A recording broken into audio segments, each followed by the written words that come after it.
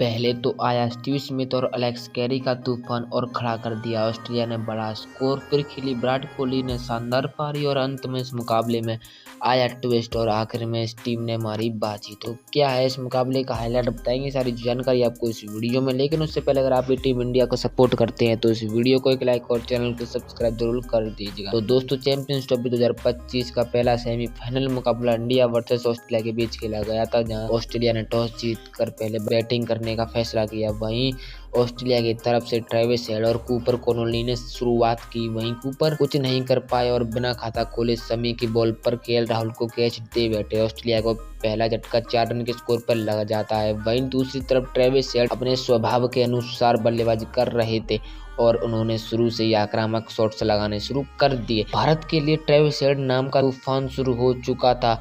Head ने 33 गेंदों में 38 रन बना लिए थे, जिसमें उन्होंने अभी तक 5 चौके और 2 बड़े छक्के जड़ दिए। ऐसा लग रहा था कि हेड आज फिर से शतक जड़ने वाले हैं। तभी कैप्टन रोहित शर्मा ने वरुण चक्रवर्ती को बॉल थमाई और ओवर की दूसरी गेंद पर ट्रेविस हेड को आउट कर दिया। 54 रन के स्कोर पर ऑस्ट्रेलिया का दूसरा विकेट गिरता है। अब क्रीज पर कप्तान स्टीव स्मिथ और मार्कस लाबुशेन खेल रहे थे। दोनों ही बल्लेबाज टीम को 100 रनों के पार पहुंचा देते हैं। कप्तान स्टीव स्मिथ सदी हुई बल्लेबाजी कर रहे थे, वहीं मार्कस लाबुशेन भी 29 रन बना चुके थे। अब स्कोर 110 रन के पार पहुंच चुका था। वहीं रविंद्र जडेजा लाबुशेन को एलबीडब्ल्यू आउट कर देते हैं। ऑस्ट्रेलिया को तीसरा झटका 110 रन के स्कोर पर लग जाता है। अब स्मिथ का साथ निभाने जॉश इंग्लिश आते हैं। वहीं स्टीव स्मिथ अपने अर्धशतक पूरा कर लेते हैं। अब स्कोर 140 रनों के पार पहुंच गया था। साझेदारी पनप रही थी, तभी रविंद्र जडेजा दोबारा आकर इंग्लिश को आउट कर देते हैं और जॉश इंग्लिश 11 रन बनाकर पवेलियन लौट जाते हैं। अब स्टीव स्मिथ का साथ निभाने एलेक्स कैरी आते हैं। ये दोनों रनों की गति को बढ़ाते हैं। एलेक्स कैरी आते ही बड़े शॉट्स खेलने लगते हैं। दोनों खिलाड़ियों ने टीम को संभाल लिया था। वहीं स्टीव स्मिथ शतक के करीब पहुंच रहे थे। अब स्कोर 190 रनों के पार पहुंचा था कि वहीं स्मिथ 73 रन पर खेल रहे थे। फिर मोहम्मद शमी ने फुल टॉस बॉल पर स्टीव स्मिथ को बोल्ड कर दिया और यहां ऑस्ट्रेलिया की आधी टीम पवेलियन लौट चुकी थी। अब ऑस्ट्रेलिया का स्कोर 198 में 5 विकेट के नुकसान पर हो चुका था और उसके तुरंत बाद ग्लेन मैक्सवेल भी 7 रनों की पारी खेलकर अक्षर पटेल की बॉल पर बोल्ड हो जाते हैं। अब लग रहा था कि ऑस्ट्रेलिया का स्कोर 230 रनों तक ही पहुंच पाएगा। यहाँ से एलेक्स कैरी नाम का तूफान चला और उनके साथ बेन वॉर्सियस ने साथ दिया। उन्होंने 19 रनों की पारी खेली। दोनों ने स्कोर को 240 रनों तक पहुंचाया। वहीं एलेक्स कैरी अंत तक खेल कर गए और 61 रनों की पारी खेली। हालांकि अंत तक टीम 264 रनों पर ऑल आउट हो गई। मोहम्मद शमी ने सबसे ज्यादा 3 विकेट चटकाई। वहीं वरुण चक्रवर्ती और रविंद्र जडेजा ने 2-2 विकेट चटकाए। वहीं हार्दिक पांड्या और अक्षर पटेल ने 1-1 विकेट चटकाया। अब 265 रनों के पीछा करने उतरी भारत की शुरुआत रोहित शर्मा और शुभमन गिल करते हैं। वहीं रोहित शर्मा शुरुआत से ही तूफानी शुरुआत करते हैं।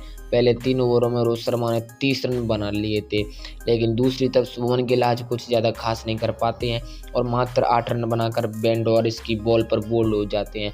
भारत को पहला झटका 30 रन के स्कोर पर लग जाता है। अब यहाँ विराट कोहली क्रीज पर उतरते हैं। अब आशा थी कि रोहित शर्मा विराट कोहली के साथ पार्टनरशिप करें, लेकिन 43 रन के स्कोर पर रोहित शर्मा एडम जंपा को स्वीप मारने के चक्कर में एलबीडब्ल्यू आउट हो जाते हैं और 28 रनों की पारी में 3 चौके और 1 छक्का जड़कर पवेलियन लौट जाते हैं। अब यहाँ से श्रेयस अय्यर विराट कोहली का साथ निभाने आए। वहीं विराट कोहली के साथ स्कोर को आगे बढ़ाते हैं। दोनों बल्लेबाजों ने टीम इंडिया को आगे बढ़ाना शुरू कर दिया। इसी बीच विराट कोहली ने 63 गेंदों अपनी 50 पूरी कर ली और संभल कर बल्लेबाजी करने लगे। धीरे धीरे स्कोर आगे बढ़ रहा था। वहीं श्रेयस अय्यर भी सूझबूझ वाली पारी खेल रहे थे। अब स्कोर 130 रनों के पार पहुंच चुका था। दोनों बल्लेबाज 51 रनों की साझेदारी कर ली थी, लेकिन तभी श्रेयस अय्यर 45 रनों के स्कोर पर एडम जंपा का दूसरा शिकार हो गए और 134 रन पर इंडिया का तीसरा झटका लग गया। अक्षर पटेल विराट का साथ देने आए और उन्होंने विराट कोहली के साथ 44 रनों की अहम साझेदारी निभाई।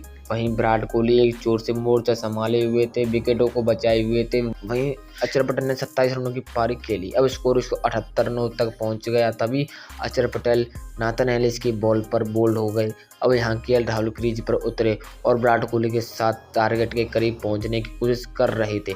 एक तरफ से धीरे धीरे विराट कोहली अपने शतक के करीब पहुंच रहे थे और विकेट को संभाले हुए थे। दोनों बल्लेबाज टीम इंडिया को 220 रनों के पार पहुंचा देते हैं।